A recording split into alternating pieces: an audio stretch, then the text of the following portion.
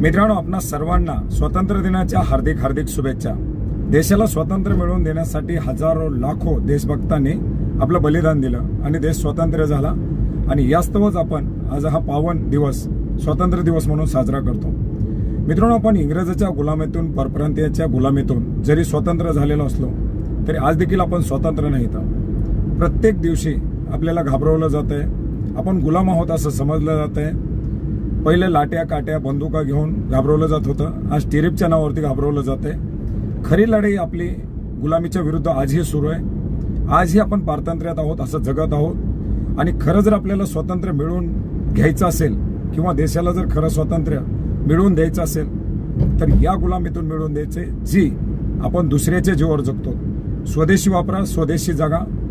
Tariff असेल किंवा काही असेल, हे जे काही आपल्याला घाबरवलं जातंय याला कुठेतरी झिडकारून लावूया, त्यांच्या मनामधील घमंड उतरूया आणि पूर्णपणे स्वदेशीचा, पूर्णपणे मेक इन इंडियाचा नारा देऊन येणारं स्वातंत्र्य दिन हा पूर्णपणे आपण स्वतंत्र झालो अशा आविर्भावानं साजरा करूया।